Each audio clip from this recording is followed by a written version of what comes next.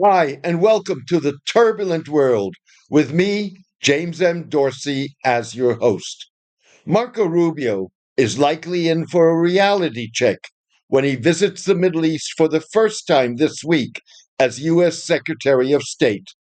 Mr. Rubio already knows what to expect when he lands in Tel Aviv, even though he was off touring Central America when Israeli Prime Minister Benjamin Netanyahu was in town for President Donald Trump's Gaza beachfront resort pitch. Mr. Netanyahu hasn't made Mr. Rubio's mission any easier. On the eve of Mr. Rubio's trip, Mr. Netanyahu doubled down on his rejection of a two-state solution to the Israeli-Palestinian conflict, a Saudi precondition for the kingdom's establishment of diplomatic relations with Israel, by suggesting Saudi Arabia was big enough to accommodate a Palestinian state on Saudi territory. Speaking from Washington, Mr. Netanyahu told Israel's Channel 12, the Saudis can create a Palestinian state in Saudi Arabia. They have a lot of land over there. Mr. Rubio has a laundry list of topics he wants to discuss during his stops in three key Gulf states: Saudi Arabia, Qatar, and the United Arab Emirates.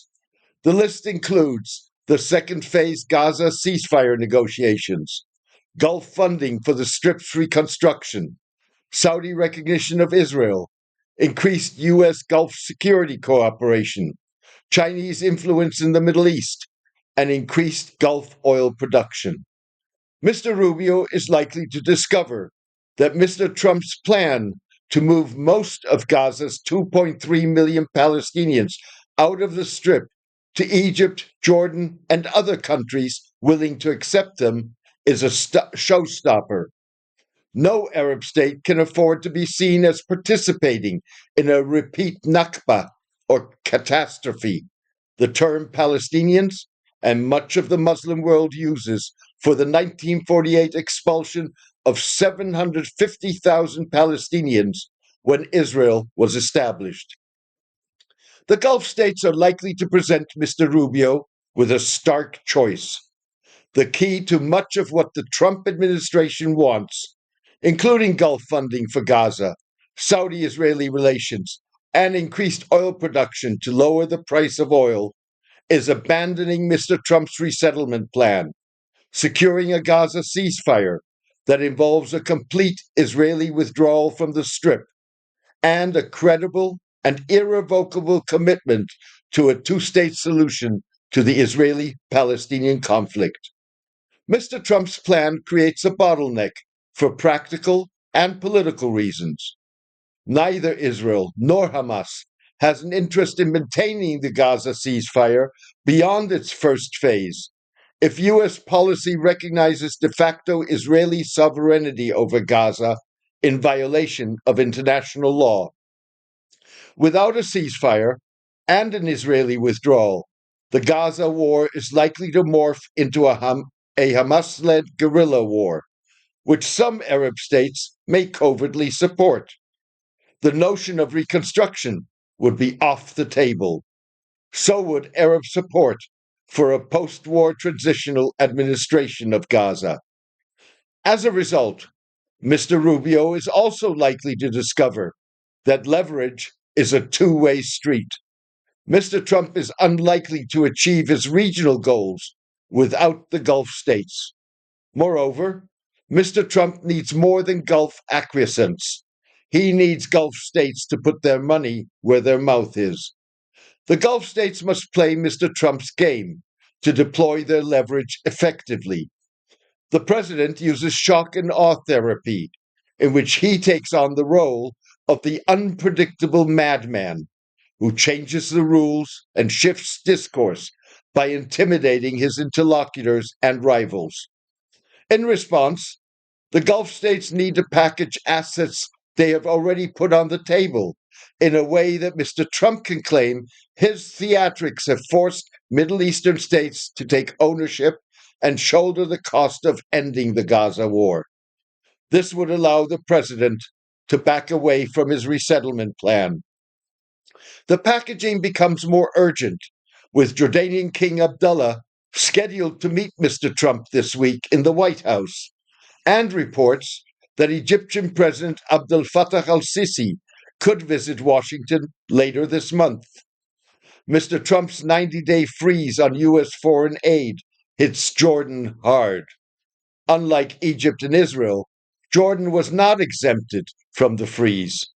The United States gives Jordan some $2 billion annually in direct budget support, military and economic aid, and refugee funding. In Jordan, we are talking about an existential threat, not a security threat. Jordan may not remain if the displacement project is implemented, and the Israeli Palestinian conflict will move with all its momentum to perhaps become an internal Jordanian conflict, said Oreb al Rantawi, the director of the Al Quds Center for Political Studies in Amman. Saudi Arabia and the UAE have the building blocks for a package that could persuade Mr. Trump to drop his resettlement plan.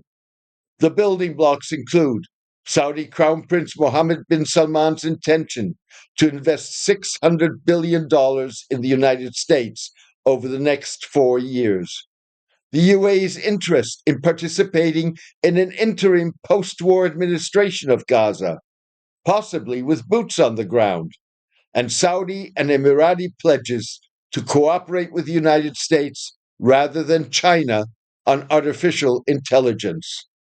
Mr. bin Salman could use some of that investment for the funding of the reconstruction by U.S. companies of Gaza and the war ravaged economies of Syria, Lebanon, Sudan, and Libya.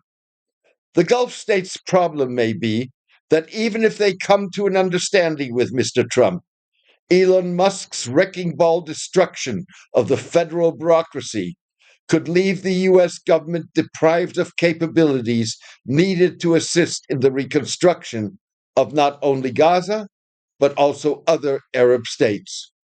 These include mine clearance, rubble removal, restoration of water and sanitation services, and security force training. Saudi, Emirati, and Qatari officials may take heart from Democratic Senator Chris Murphy's prediction in their discussions with Mr. Rubio. I have news for you. We aren't taking over Gaza, but the media and the chattering class will focus on it for a few days, and Trump will have succeeded in distracting everyone from the real story, the billionaires seizing government to steal from regular people, Mr. Murphy said on X. Thank you for joining me today. If you appreciate hard hitting, fact based analysis, please consider upgrading to a paid Substack subscription to help ensure that independent journalism and analysis survive.